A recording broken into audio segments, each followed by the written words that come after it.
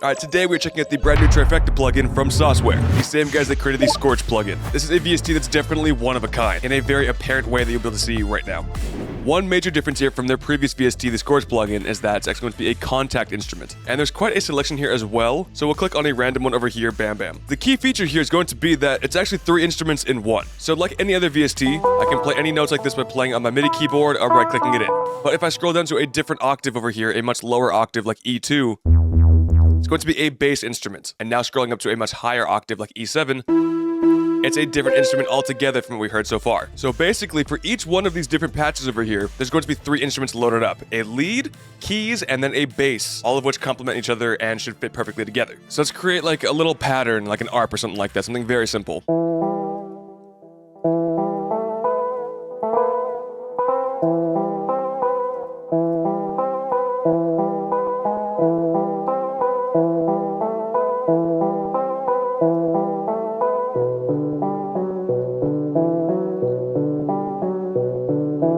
I just want to switch that over, but that's actually pretty good. It's short, nothing crazy right now, but now that we've got our pattern laid out, we can go and pick our bass notes. I don't really want my notes to be going that crazy, so maybe it's something very simple like this for right now. Bass notes don't need to go that crazy.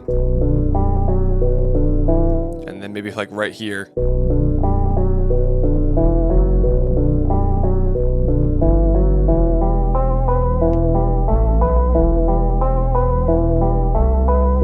Alright, so we're finally done with that one right there, and now we can go pick our lead sound.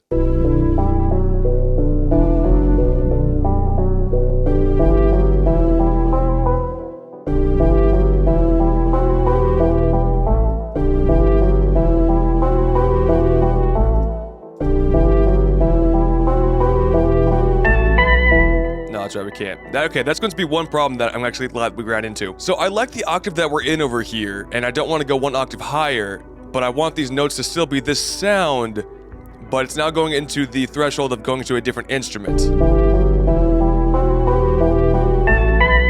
So it's very different. We're now using this instrument again twice, just in 2 octaves higher. So I unfortunately can't do that unless I want to raise up everything by a whole octave over here. Which actually, now that I'm listening to it, actually does not sound that bad. We'll go and leave it there, but that is one problem that you may run into. Yeah, I actually kind of like that.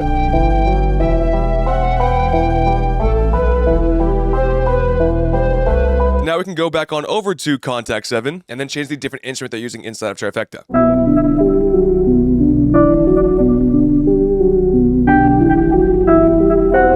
Not bad. See, different feel altogether, completely different. Like, this sounds pretty nice, actually. This is actually going kind of crazy. But then not only that, once you find a preset that you like, we're not done there. Once you find a preset that you like, you can go over here and choose a different snapshot, which completely changes the sound.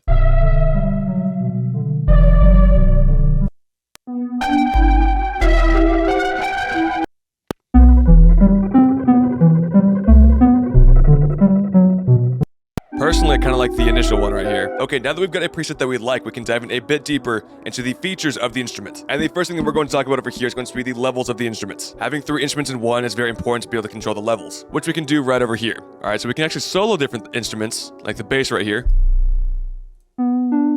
Just the keys. Just the lead. Now, for example, I like my bass to be a little bit higher than the rest. So I can go and turn up the bass. And as you can see, it's actually going to be different graphics popping up as well. All the way gone, all the way up. And all the levels sound pretty good right now. Okay, so now we can go over to the little buttons down over here. All right, so the end over here is going to be normal mode. Then we've got reverse mode, and then halftime. So let's slow the keys over here and try them out. This is halftime. It's important to notice over here that it's not the entire pattern that's going in halftime, just the individual notes, which could actually be one way to go down by a whole octave. Like, this is crazy.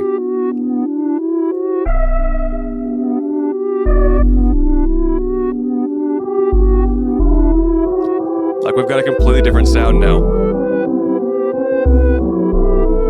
I like that a lot, actually. I got lost in that for a second. So you've already got a lot of different ways over here to really change the sound in just this little spot right here. Glide is pretty cool. I don't always find a need for it. Hardly ever, actually.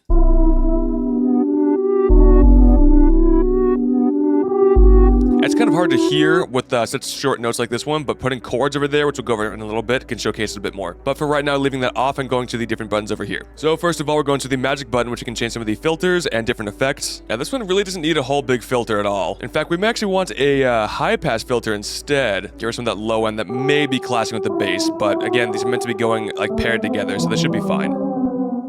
Don't need to do a whole lot here. Going down over here, we've got some effects, like a mod, which we can change from a rotator to a chorus, perhaps.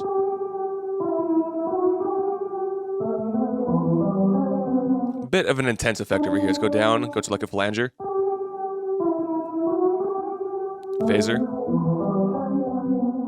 Definitely an intense effect. Drive.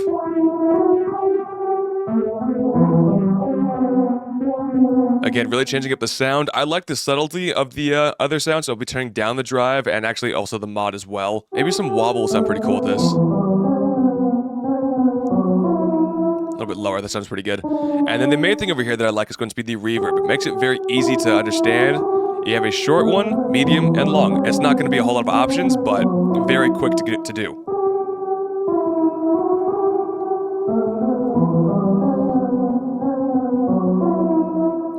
Okay, and then the delay over here, which you can always turn off sync. I'm never patient enough to find something that I like, so I will go on over to sync over here and change up the parameter like that. Feedback, mix.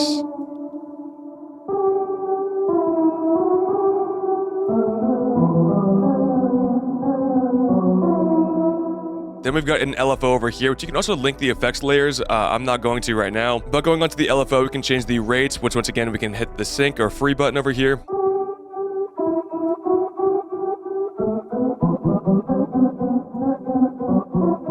So not for this kind of track, but there's definitely some unique ways you can use that right there. Now moving on down to your ADSR over here. It's going to be your attack, decay, sustain, and release. Very basic things as far as sound design goes. Attack's going to be, if you want, less of a transient.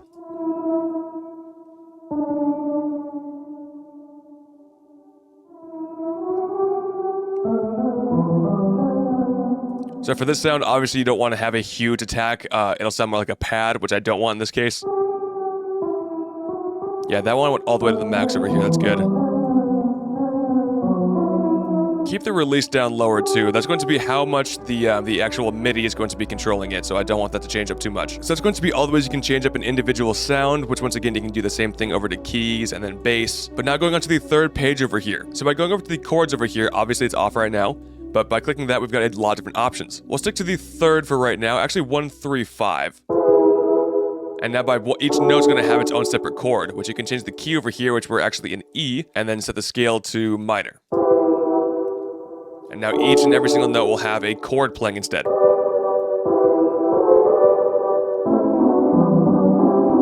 Which it may sound a little bit different with everything playing.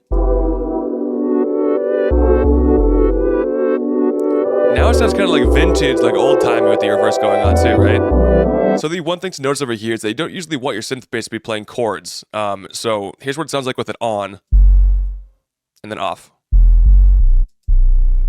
There's clearly a difference here, so it is playing chords for even the bass notes. So whenever I'm using the instrument as its intended purpose, I like to leave that off because I don't want the chords to be going to my bass notes, and all of these I don't want to be chords as well either. All right, so I think that we are good there. Let's go and get a different instance over here. Now I have obviously tested out this plugin. I don't have all the presets as like committed to memory what they sound like, so I'll just pick dark matter, and I want to be getting rid of the bass notes. I want this to be like a layer for what the original signal is.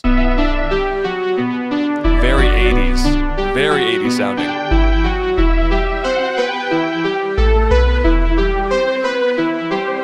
But that's the really cool thing about Trifecta, right? Now you've got several different layers, and you can cycle through to get the exact same pattern, but just different sounds.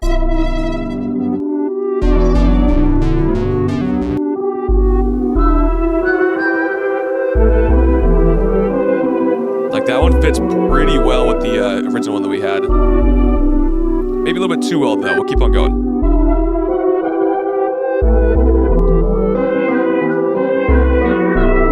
Whenever I'm going for like layers though, I like to find something that really contrasts it so I can bring it in for a different part of the track, not just make it sound more full altogether. So I think what did that really well was dark matter over here. All right, I think it's time that I've laid down some drums over here and create a little bit of a loop, just a small little loop.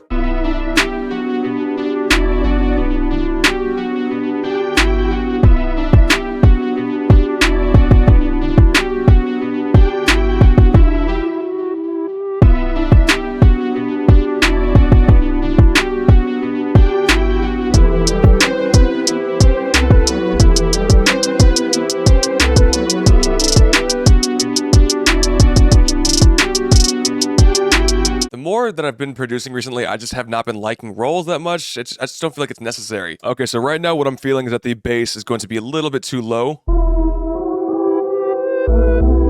I actually messed with the ADSR section for the bass. I think it's actually going a little bit too low.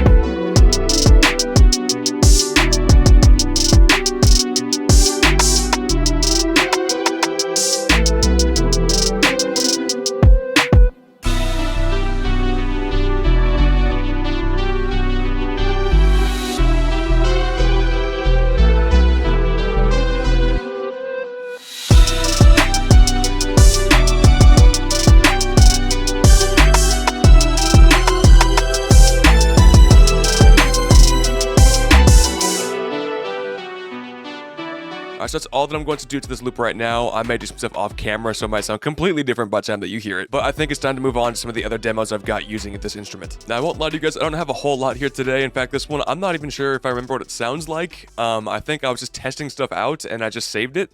But this could be not great. Well, we're going to see how this sounds, so hopefully it's okay. That's right, okay, so I wanted to sound like an alarm sort of deal, like a spaceship. Layer.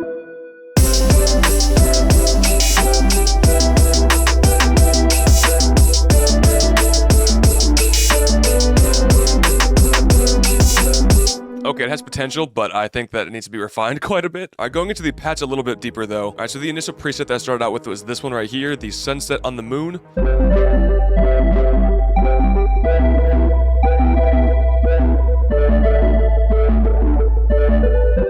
With this pattern over here, the bubbliness, the texture of it all just really is what caught my ear, and I thought that I wanted to make something around that. Yeah, here's the chords that I used that I just chopped up. Same thing with the bass notes over here, and then the top line over here was just something random that I picked. Going on to the second trifecta patch over here is going to be the ambient. Same technique that we used in today's video, basically copied over the notes, took out the bass over here, and then use it as a layer.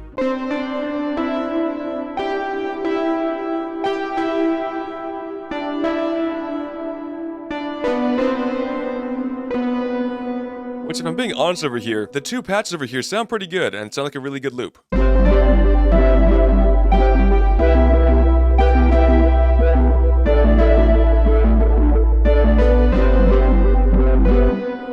I think I just didn't like what I did with the drums over here. Like, the drums on their own sound fine.